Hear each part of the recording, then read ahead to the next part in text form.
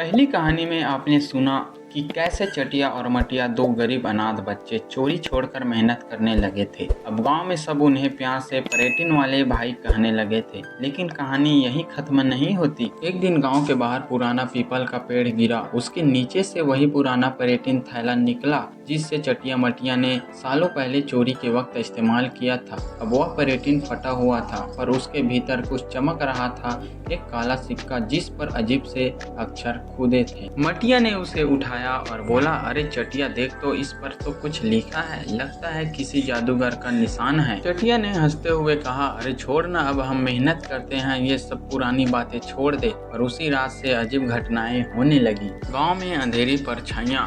रात के तीसरे पहर गांव में मवेशी अचानक भागने लगते। कुएं से अजीब आवाजें आती, पर्यटन लौटा दो। लोग डरने लगे। किसी ने कहा कि ये पर्यटन का श्राप है। वो काला सिक्का दरअसल उस जादुई थैले की आत्मा थी जिसे चटिया मटिया ने कभी जागृत किया ही नहीं था। धीरे धीरे गांव के घरों में अन्न सड़ने लगा, पशु बीमार पड़ने लगे। सरपंच ने पंचायत बुलाई। इस शराब का कारण वो पर्यटन है, इसे नदी में बहा दो वरना गांव खत्म हो जाएगा। चटिया मटिया डर गए। दोनों ने ठान लिया कि वे खुद ही इस शराब को खत्म करेंगे। रात के 12 बजे दोनों पर्यटन लेकर जंगल की ओर निकले। जंगल के बीच में उन्हें वही आवाज़ सुनाई दी, मुझे लौटाओ वरना सब कुछ अंधकार में समा जाएगा। मटिया जो है कांपते हुए बोला, भैया अब क्या करें। चटिया ने हिम्मत दिखाते हुए कहा, डर मत, अगर ये शराब हमने जगाया है तो खत्म भी हम ही करेंगे। उन्होंने पर्यटन खोला और देखा कि उसके भीतर न जाने कहां से चमकदार धुआं उठने लगा। अचानक उस धुएं से एक काली परछाई निकली। वही पर्यटन का आत्मिक रूप था। वह परछाई बोली, तुम दोनों ने मुझे सालों पहले भूख और लालच से जगाया था, अब तुम्हारे गांव की मेहनत मैं खा जाऊंगा। चटिया ने अपने हाथ जोड़ लिए और कहने लगे, हम गलती कर चुके हैं, लेकिन अब हम मेहनत से जीते हैं। अगर हमारे गांव को कुछ हुआ तो हम अपनी जान दे देंगे। इतना कहते ही दोनों भाइयों ने वो काला सिक्का उठाया और नदी में फेंक दिया। नदी का पानी उबलने लगा, बिजली चमकी और पूरा जंगल उजाले में नहा गया। धीरे धीरे वो काली परछाई हवा में विलीन हो गई।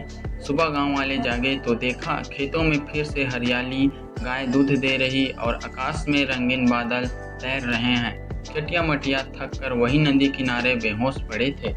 जब होश आया तो गांव के लोग उन्हें गले लगाकर बोले, तुम दोनों ने तो हमें शराब से मुक्त कर दिया। आज से यह पर्यटन तुम्हारी मेहनत और बलिदान का प्रतीक रहेगा।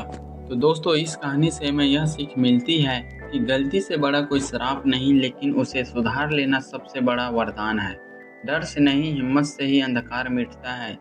जो अपनी गलती स्वीकार कर ले वही सच्चा इंसान होता है। तो दोस्तों, आज का हमारा ये वीडियो आप लोगों को कैसा लगा मुझे कमेंट करके ज़रूर बताइएगा।